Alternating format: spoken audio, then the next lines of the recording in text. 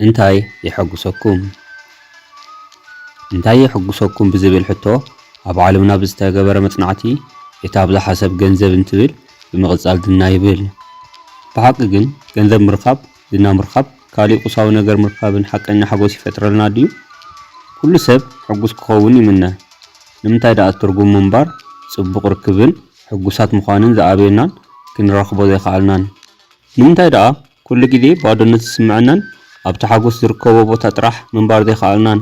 እቲ ሓጎስና ክንረኽበሉ ንኽተሎ መንገዲ ዝተሰሓሐተ ዶ ይኸውን? ብዙሓት ናብ ኣእምሮና ዝመላለሱ ሕቶታት ኣብዚ ቪድዮ እዚ መልሲ ክትረኽብሉ ኢኹም። ብፍላይ እቲ ናይ መጀመርታ 3 መሰረታዊ ነገራት ን75 ዓመት ኣብ ሃርቫርድ ኣብ ሓጎስ ተደሪኹ ዝተገበረ ምርምርን መጽናዕትን ዝተረኸባን ካብ ካልኦት ሰባት ህይወት ተመክሮ ዝተወሰዳን ኩሎም ድማ ሓደ ዝገበራን መሰረታዊ ነጥብታት እየን። ክሳብ መወዳእታ ምሳይ ጽንሑ። ብሩህ መልቲ ሚድያ ሼር ሰብስክራይብ ኣይትረስዑ። ኣብ ህይወትኩም ብዙሓት ፈተንቲ ነገራት ገጢሞምኩም እዮም። ካብ ሓዳርካ ፍትሕ፣ ኪሳራ፣ ጦርነት፣ ስራሕ ምስኣን፣ ናብራ ምኽባር፣ ዓመፅ፣ በደል ካልኦት ብዙሓት ዓበይቲ ፀገማትን ፈተናታትን ገጢሞምኩም። ነዚ ድየ ተፈጢረ ክሳብ ትብሉ ሓጎስኩም ሲኢንኩም ኣብ ጭንቀት ነቢርኩምን ኣለኹምን። ኣብ ሓጎስ ተደሪኾም ዝተገበሩ መጽናዕቲ ዘረጋግጽዎ ብዙሕ ሰብ ተሓጓስ ንምርካብ ዝኸዶ ጉዕዞ ብዙሕ ግዜ ዝተሰሓሓተ እዩ።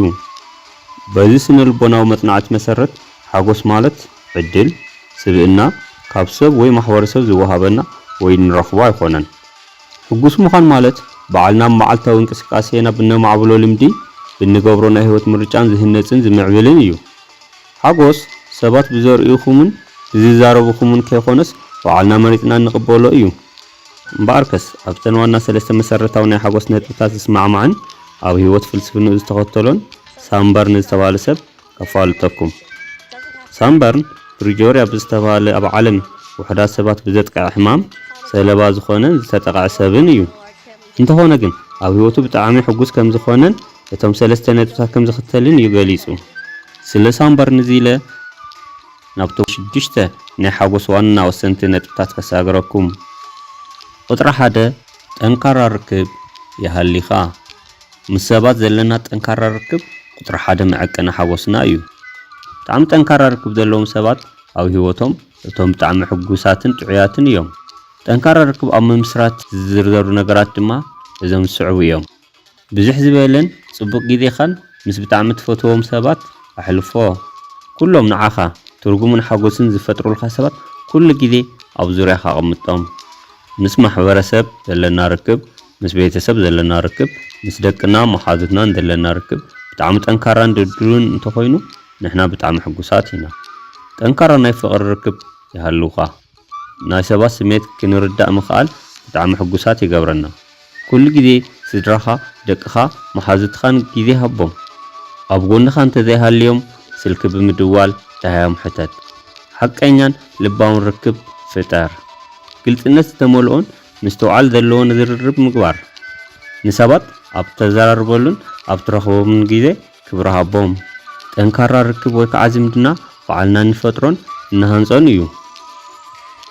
ቁጽሪ 2 ግዜኻ ኣብ ብጣዕሚ ዘሐጉሰካን ደርኻዕካን ስራሕ ኣብ ምስራሕ ሕልፎ። ክትሰርሖም ንዘይከኣልካ ነገር ተዓረቕ። ምክንያቱ ብዙሓት ክትሰርሖም እትኽእል ዕድላት ኣለውካ እዮም። ኣብ ዓለም 79% ሰባት ዘይፈትውዎ ስራሕ ይሰርሑ። ትሰርሕዎ እትኽእሉን ንዓኹም ትርጉም ዘለዎን ስራሕ ክስርሑ። ምክንያቱ መጽናዕቲ ከም ዝብሎ እትፈትውዎ ስራሕ ምስራሕ ሕጉሳት ክትኾኑ ሞራልን ምንቃሕን ተሰሚዕኩም ክትሰርሑን ይሕግዘኩም። እንታይ ምስራሕ እዩ ዘሐጉሰኩም? ምስ ፍቅረኛኻ በዓልቲ ገዛኻ ግዜ ምሕላፍ፣ ምስ ደቅኻ ምጽዋት፣ ምስ ህፃናት ግዜኻ ምሕላፍ፣ ምስ ዓበይቲ ወለዲ ምጽዋትን ምዕላልን፣ ኩዕሶ፣ ፊልሚ፣ ሙዚቃ ወይ ከዓ ካልኦት ክኾን ይኽእል። ጥራሕ እቲ ዘሐጉሰኩም ስራሕ ስርሑ። ሞራልን ምንቃሕን ተሰሚዕኩም ክትሰርሑ ይሕግዘኩም። ግዜኹም ሓጎስ ኣብ ዝፈጥረልኩም ስራሕ ኣብ ምስራሕ እንተሕሊፍኩሞ ንስኹም ኣብ ዝለዓለ ብራኸ ከም ዘለኹም ፍለጡ። ብመሰረት እቲ ኣብ ሃርቫርድ ዝተገበረ መጽናዕቲ ኣብ ስርሖም ሕጉሳት ዝኾኑ ሰባት ኣብቲ ስርሖም 4 ዕፅፊ ውፅኢታውያንን ዝተሳኽዐሎምን እዮም። እትፈትውዎ እትዓብይሉ ለውጢ እትረኽብሉን ስራሕ ምስራሕ ፍተው። ጥራሕ እቲ ዘሐጉሰኩም ስራሕ ስርሕዎ። እቲ ትረኽብዎ ሓጎስ ድማ ኣጠዓዕምዎ።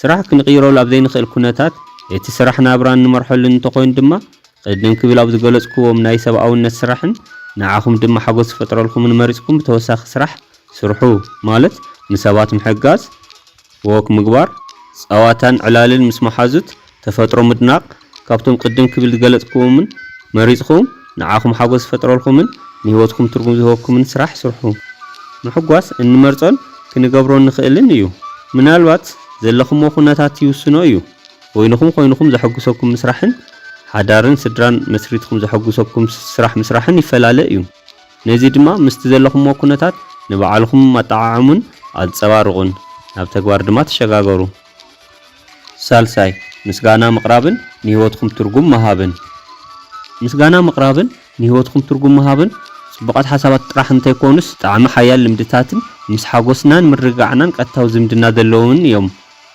ንዘለኩም ጥዕና ምግቢ ንሰባት ምርዳእን ተመስገን በሉ ንሰባት ምስጋና ምቕራብ ከም ልምዲ መሓዝን ኣብ ህይወትኩም ዝተሓጎስኩምለንን ንሓጎስኩም ምኽንያት ዝኾነን ኩሉ ኣመስግኑን ምስተዋስኻሉን እዚ እንትትገብሩ ሓጎስኩም ዝያዳ ይውስኸልኩም ሕዚ ንዓኹም እቲ ብጣዕሚ መገደስን ዘሐጉስን ነገር ንስኹም ብህይወት ምህላውኩም እዩ ፍለጡ ኣብ ዓለም ብሓደ መዓልቲ 4 ሚልዮን ሰብ ተፈጥራዊ ሞት ይመውት ናይዚኦም 3 ክሳብ 4 ሚልዮን ሰባት ድማ ዝፈትውዎ ሰብ ሲኢኖም መዓልታዊ ሓዚኖም እዮም ዘለዉ ንስኹም ግን ኣለኹም ትፈትውዎ ሰባት እውን ኣለዉ ስለዚ ኩል ግዜ ንጎ ካብ ምድቃስኩም ዝተልዓልኩም ንፈጣሪኩም ኣመስግኑ ንበዓልኩም ዓብይ ፍሽኽታ ለግሱ ንሰባት ኣመስግኑ ዘለኩም ነገር ኣድንቁ ፍቅሪ ገንዘብ ክንዲ ዝኾነ ይኹን ኣብ ኢድኩም ዘሎ ነገር ኣመስግኑን ኣድንቁን ዝረኸብኩምዎ ንእሽተይ ዓወት ኣኽብርዎ እዚ ምስ ሰባት ዘለኩም ርክብን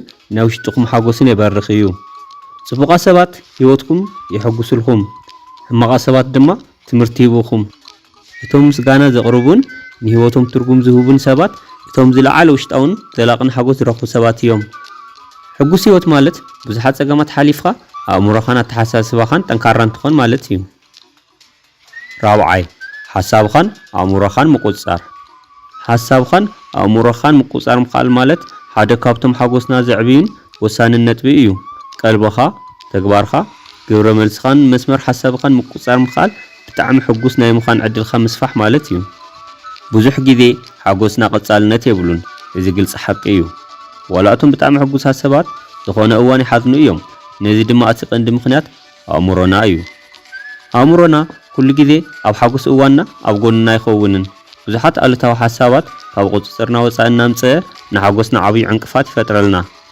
ስለዚ ሕጉስ ንምዃን ኣእምሮኻ ሓሳብኻን ተቆጻጸሮም ኮንጂቲቭ ቢሄቪየራል ቲዎሪ ከም ዝብሎ ሓሳባትኻ ቅርጺ ሓጎስኻ እዮም ሓሳባትኻ ንስምዒትካ ይመርሕዎ እዮም ነቶም ጽቡቓት ነገራት ኣብሊጥና ምቕባልና ኣብ ኣእምሮና ክሸራሸሩ ምግባርን እዚ ድማ ልምምድ ምግባር ንሓጎስና ሓደ ደረጃ ክብርኽ ምግባር ማለት እዩ ሓሳብኻ ካብ ምቁጽጻር እቲ ዝቐለለ ተግባርካ ምቁጽጻር እዩ ነዚ ድማ ብኣውንታዊ ኣተሓሳስባን ካብ ዝብልዓል ድማ ቁኑዕ ስራሕ ብምስራሕን ክነማዕብሎ ንኽእል ኢና ምሕጓስ ክእለት እዩ ክንለምዶን ክንትግብሮን ንኽእል ንኣእምሮኻ ሕማቕ ሓሳብ ምውፃእን ብጽቡቕ ሓሳብ ምትካእን ኣላምዶ ልዕሊ ዓቐን ኣይትሕሰብ ናይ ተግባር ስራሕ ፍቶ ሓምሻይ እኹል ድቃስ ምድቃስ ድቃስ ንሓጎስና መሰረታውን ኣገዳስን ነገር እዩ ድቃስ ናይ ኣእምሮና ስሜት መዓልታዊ ጉልበት ወይ ከዓ ሆርሞናት ይቆጻጸር ሓደ ወዲ ሰብ ኣብ ሓደ ለይቲ ካብ 6 እስካብ 8 ሰዓት ምድቃስ ንህይወትናን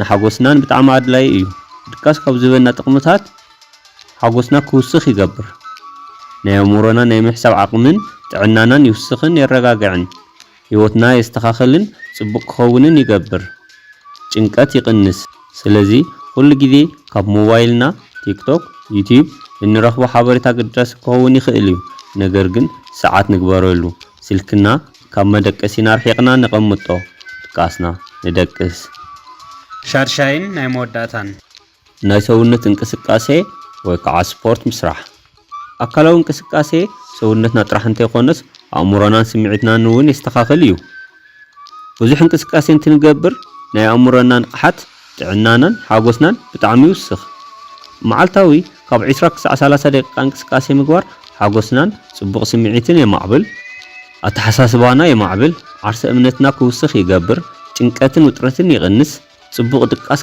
ክንድቅስ ይገብር ናይ ሙሳን ክለትና ይማዕብል ስፖርት ምስራሕ ንሰውነት ቅርጽ ጥራሕ አይኮነን ረብሕኡ ኣብ ህይወትና እንረኽቦ ሓጎስ እውን ወሳኒ ተራ ኣለዎ እሞ ስፖርት እንቅስቃሴ ንግበር ምባርከስ ምሕጓስ ክእለት እዩ እቶም ዝተጠቐሱ ወሰንቲ ነጥብታት ኣብ ህይወትና ኩሉ ግዜ እንተግብሮምን ንለማመዶምን ብድሕሪኡ ኣብ ህይወትና ብጣዕሚ ዓብይ ለውጢ ክነምጽእ ኢና እቲ ዘላቕን ናይ ውሽጣውን ሓጎስ ክንረኽቦ ኢና ኩሉ ግዜ ሕጉሳት ንኹን የቐኒየለይ ሰላም ኩኑ